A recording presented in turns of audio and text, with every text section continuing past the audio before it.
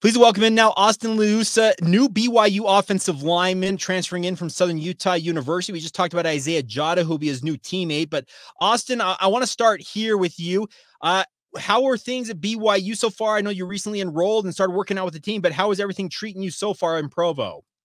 Yeah, everything's been good in Provo so far. Me and my family, we love the atmosphere here. The coach has been doing a great job, just making us feel welcome. The players have done a great job of that as well. So we feel right at home here in Provo. Now, you've had a bit of a circuitous route to get to this point, time at Southern Utah, a short stint at Utah State, and then going back to Southern Utah to play. But I guess all's well that ends well in a way as you end up at BYU. Can you just explain what's happened in your journey that's led you to this point? Yeah, so coming home from my mission in 2019, I started my career off at Southern Utah in 2020. Then just due to COVID, obviously, we didn't play that year. 2021 was my freshman year, and I started there. And then after the 2021 season, I had our first daughter, my first daughter, and I just I thought it was my time to hang up the cleats actually, and just be a father and do my duties there. But talked to some coaches, and then ultimately hit the portal. Landed at Utah State. Didn't play at all there. Just wasn't the right fit. Didn't work out for us. Technically redshirted that 2022 year. And then I had a couple of buddies that were still on the team in 2023 at Southern Utah, and they had asked the head coach there if he would let me come back. And then, we got talking, and ultimately he let me come back. And then I started all 11 games last season at Southern Utah. Now, you transfer to BYU now, and I think most people are expecting you to compete along the interior of that offensive line. Can you give us a little bit of insight as to what you believe what your strengths as an offensive lineman are? Yeah, so I think one of my biggest strengths as an offensive lineman and what I can add to the room is, I feel like I pick up on a lot of things quick. I think my athleticism helps me out a lot. And then my strength also plays a big role in how I play football. I like to do it the best way that I can and in the way that I'm coached. And I feel like that's, in an aggressive way. And I think that's what got me here to BYU. So I think that plays a pretty vital role in how I play football and who I want to be, looked at as a football player. Obviously, I'm sure you had conversations with guys like Aaron Roderick and TJ Woods. I want to start with Coach Woods, new offensive line coach at BYU. But what have you learned from him so far? What have your interactions been like? Yeah, the biggest thing that I've learned from Coach Woods so far is you just got to be you. You got to play your game. Take everything that he has for us, all the coaching points. From him, from the older guys in the group like Connor and Caleb, and just be a sponge. And be able to adapt, and to continue to build and stack the days. Because especially as a transfer, you're coming into a new room, new team, and new everything. I think you just gotta be a team player and kind of take on that role as just learning again. So I think that's a big thing that he's emphasized. But the room has been super helpful as well, like those older guys I mentioned, and even the younger guys as well. So it's been good. Now, I'll pull back the curtain a little bit for you. Connor Pay is a regular guest on this podcast. We've actually had him on throughout the past season, and he is, let's just put it this way, he is an intense individual, and he is intent on making sure they don't have some of the struggles they had last year. What have your conversations with him how have they been so far? Connor's been doing a good job of getting the O-line ready. We started to do a little bit of O-line work. We do that about 4 times a week, and he's taken pride in teaching us and making sure that we have the basic fundamentals down, and just keep stacking those days. Just like I was saying earlier, he's done a great job of doing that. Caleb as well.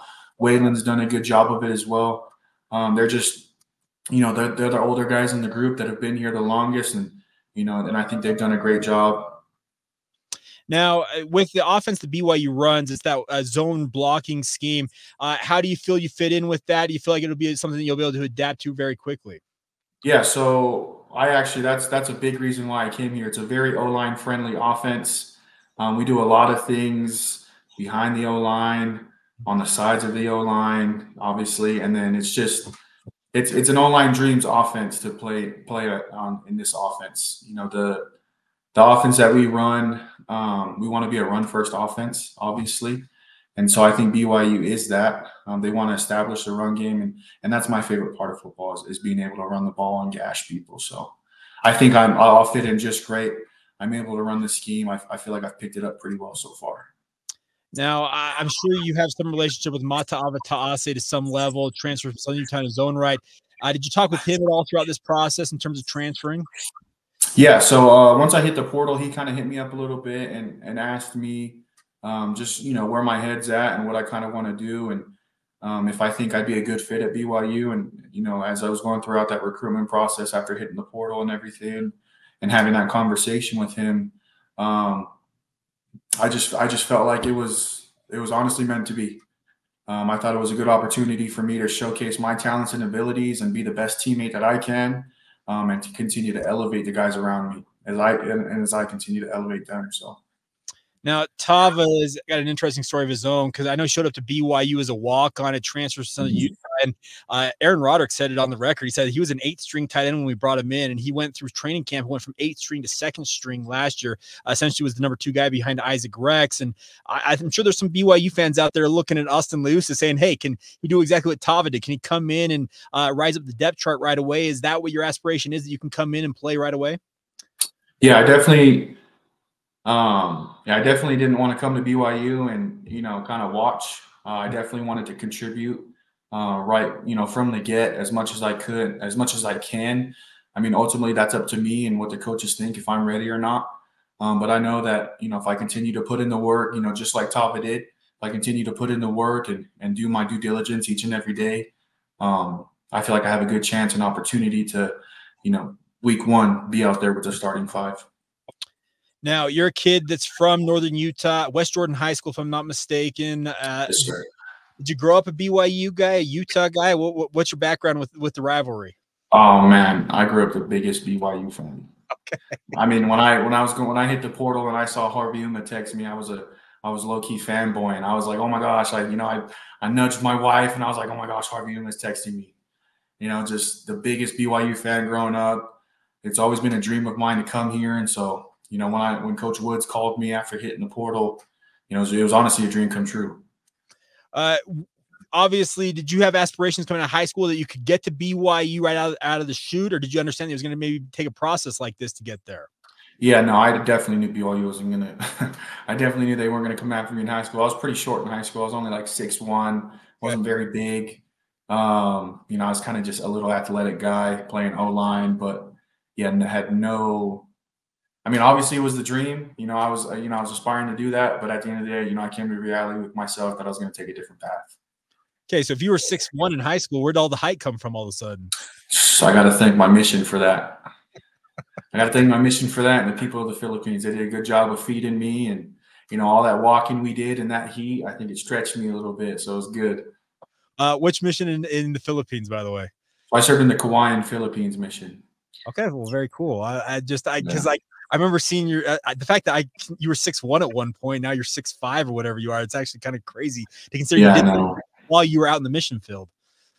What was that? Sorry. I was just saying, like, it's incredible to consider you were 6'1" in high school. You said now you're 6'5", and you did that all in the mission field. Apparently, that's incredible. Yeah, I did that all in the mission. It was crazy. I don't know. I came home and I was like, man, everyone's a little bit shorter. Yeah. So overall, as you look forward here, how big of a role did BYU being in the Big 12 and be able to compete at that level have in terms of your decision to come to BYU outside of being a big fan of the Cougars? Yeah, I think the biggest thing for me was I had a lot of Big 12 schools reaching out to me. Obviously, Baylor and Houston, they were big on me, but I think at the end of the day, it was the offense, just being O-line friendly, and just the offense is a nasty offense for the offensive line. It's just built for us. And so that's what I wanted to play in. I was telling every single coach, because they asked me what I'm looking for, and I told them I want an O-line friendly offense. And I just felt that's what BYU separated. That's what I feel like how BYU separated from the other schools, other than, them taking care of me and my family and everything. But that's what separated them from all the other schools, and what ultimately, made me want to come play here. You talk about wanting to have a dominant run game at BYU, and that was kind of the message throughout spring camp from Connor Pay, Aaron Roderick. Essentially, everybody we talked to offensively from BYU talked about getting back to running the ball. Has that been essentially the message throughout this workout period so far? Yeah, it's definitely been a big emphasis. We've actually hired. We got 2 new GAs that came on, and And I know that Coach Woods coached both of them. One of them was at Oregon State when he was there. One of them was at Utah State, and they ran the heck out of the ball when they were there. And they're a big reason why I think we're getting better and better each and every day in the run game. I think our mentality is changing. Just the aura in the room of when we hear a run play, I think is going to change over the course of the summer, fall camp, and then ultimately when we get into the season, it's going to be awesome. Have you had any interaction with Isaiah Jota so far? Recently committed to BYU and will be with you in that offensive line room as well. Yeah, no, I haven't. He just committed today, so I haven't had any interaction with him. I know he got added to our group chat as the O-line, and it was super good to kind of just see his name pop up and then put a face to the name. Yeah. But other than that, I haven't had any communication with him yet, but I'm super excited to meet him. I guess last thing for me, Austin, is you're a guy, you said you grew up a BYU fan, so I'm sure you've been in Lavelle Edwards Stadium as a fan before, but what are you looking forward to just as a player being able to run out on the field there come this August?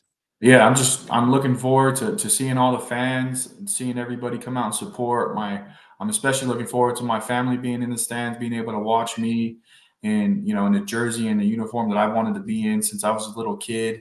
And then just looking forward to hugging my 2 daughters and my beautiful wife after each and every game too. So, have you settled on a number you're going to be wearing so people can keep an eye out for you? Yeah, I'm hoping to get 55. I know I talked to the equipment staff and they did say it was open.